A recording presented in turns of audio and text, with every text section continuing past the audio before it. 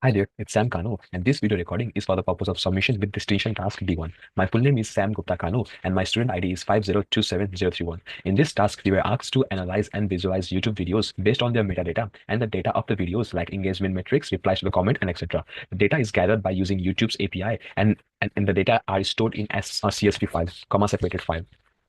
So let's start off with the process of data cleaning and preparation. For the purpose of data cleaning and preparation, I've implemented three different steps here. First of all, dropping the unnecessary columns from the dataset. Category name, definition, caption, and thumbnails are the columns that I have not used in this task in any of the question. Therefore, dropping them. Therefore, they don't provide any vital information for the question that I chose to solve. Dropping them would reduce the complexity of the entire task. Therefore, I'm dropping the list of columns are named as category name, definition, caption, and thumbnails. It's a list of column names, and I'm dropping them using the drop function. And the parameter I'm passing is columns is equals to list of the column name that I want to drop. Secondly, what I'm doing is I'm providing the default value to the important columns. The columns like channel title, video title, view count, like count, dislike count, and comment count being very important during the analysis. Null values in any of the rows of this column could result in difficulty.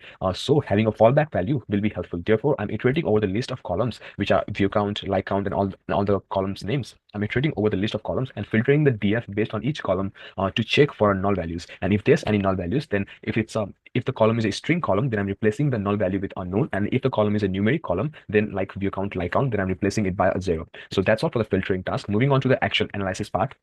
I've chose to do the question E.1.1, which asks us to analyze the number of views, likes, and comments for the videos for the video using histograms. So the question is asking for us to find the distribution of number of views, likes, and comment for the videos, and it specifically asks us to use the histogram as a medium of visualization. And it has also asked us to create a kernel density function curve, which is overlaid, as you can see, which is overlaid over the histogram. A kernel density function is basically a smooth version of a histogram that estimates the underlying probability distribution of data. KDE, kernel density function, basically explains if there was a new data point, then what is the probability of that data point being associated to any one bin. So for instance, if I uploaded a new video, as you can see from this graph, the bulge is higher in this area. This means the probability of that new video falling under this category will be higher than the video falling over this category. So to complete this task, I use the method from Seaborn library called histplot, which creates a specified number of bins and counts the occurrence of data points to create a histogram. So it scans through all the data points and count the occurrence of the data point in any one bin and creates a histogram based on those things.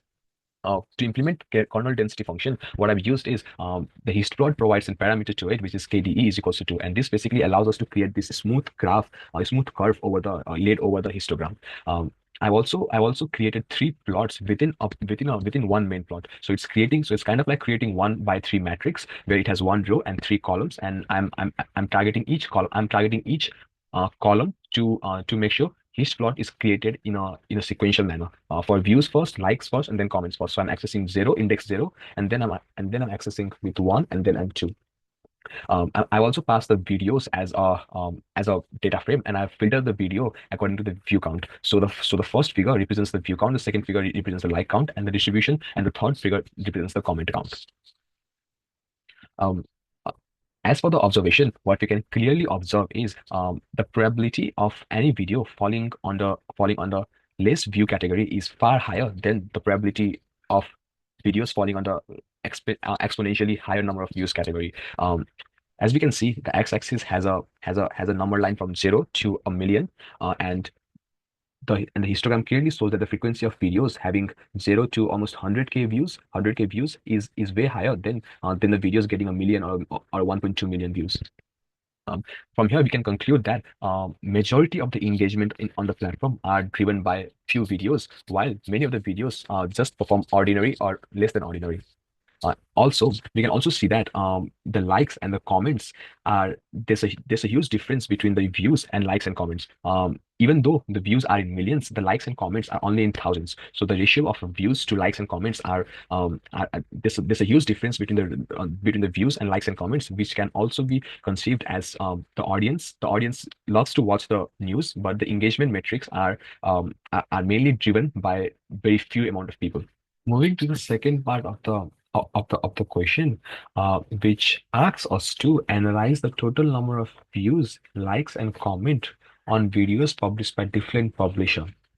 To do so, I first group the data frame by channel title and filter the grouped object by view count, like count, and comment count, and then use sum function to sum view count, like count, and comment count for each group created by group by function.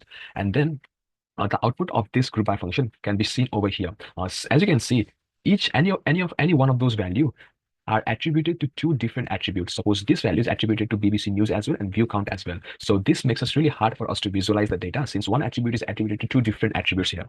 To make sure that it becomes easier for us to visualize the data, what I did is I melted the data from a wider format to a linear format.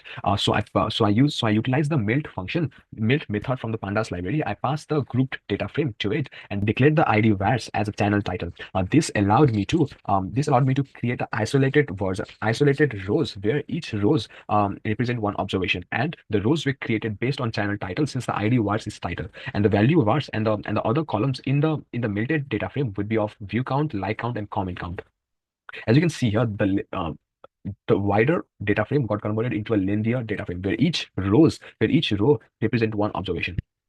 To create three different subplot, I utilize Seaborn's facet grid method where I pass the melted data frame and define the columns as a variables. So the unique value of the variable will create columns because I have passed column is equals to variable for the facet grid. As you can see here, the variable has three unique values: view count, like count, and comment count. Therefore, we have got view count column, like count column, and comment count column as well. So facet grid created three subplots inside a big plot, and I'm gonna now what this line of code is doing is for all the three of those subplots, I'm asking the C1 library to have bar plot in each of those subplots and define the x-axis as a channel title, as you can see over here, channel title, and define the y-axis as a value. As you can see over here, the y-axis goes for value and the x-axis goes for channel title. After doing that, to make it more clearer, I rotated the text in the x-axis by 45 degree, so things becomes more clear and visible. Secondly, what I'm doing over here is I'm defining a custom labels for y-axis, and I'm zipping the thing. So zip function basically combines the two iterables. So if you wanted to iterate over two lists at the same time, then we can use zip function. And in this case, this line of code is providing me access to the individual subplots axes, so that I can set the y label of each axis to a custom y label. As you can see over here, for the first one, it's number of views, number of likes, and number of comments. Lastly, g.set titles is using the call underscore name, which is referring to the call underscore variable. So unique name of those variable will be call underscore name by channel, which is also visible in here, view underscore count by channel, like count underscore by channel, and comment count underscore by channel, which are unique name in the variable columns. As for the observation, we can clearly see that CNN is by far the most viewed news provider on the YouTube platform. Since the view count for the CNN is highest, the like and the comment is also the highest for CNN. And it is generally conceived that the videos getting highest number of views will gather highest number of likes and comments as well. And this is fact checked in this diagram. Moreover, BBC News and MSNBC have somewhat same level of views, which also shows that the content, the audience size, and the engagement that these two news provider has are somewhat comparable. One notable difference that we can see in the first subplot and the remaining and the rest of the two subplot is the difference between CNN views and the Fox News are drastic, but the difference between the like count and the comment count between the CNN and the Fox News are somewhat less drastic than what it is in the first subplot. Therefore, Fox News the viewers of the Fox News are engaging more with the content than the viewers of the CNN news. Moving on to the third part of the question, which asks us to analyze the top 10 comments with most replies and grab the channel name, channel title, comment text, and total number of replies. To do so, I first group the DF. I first group the data frame by parent comment ID, and since parent comment ID is the column that only replies has, what we are basically doing is we are grouping we are grouping the data frame based on parent comment ID. So each group will contain number of replies to a specific parent comment ID, and we can later refer this parent comment ID, or we can later merge this parent comment ID with the original data frame, so that we can access channel title, comment text, and total number of replies as well. And that's what I'm doing over here. I'm grouping the data frame using parent comment ID, and since the members of the group, or the rows in the group, that the column comment text refers to the comment text of the replies, and not of the actual parents, we can use this comment text to change, to actually take account of the number of replies for a specific parent. So since we don't need this comment underscore text, we can use this as an aggregator variable to store the number of replies for a specific group. I'm using comment.text for a comment.text to store the number of replies here, and then I'm sorting the entire data frame based on the comment underscore text. And since we require the data frame to be in descending order, so highest to lowest, therefore I've set the ascending to false. And I'm just grabbing the top 10 of the entire data frame, since we only require top 10 comments with the most replies. After doing so, I'm just renaming the column comment text to number of replies, because since we have stored a number of replies in a comment text. So I'm just renaming the comment text to number of replies, and we can see the output of this over here.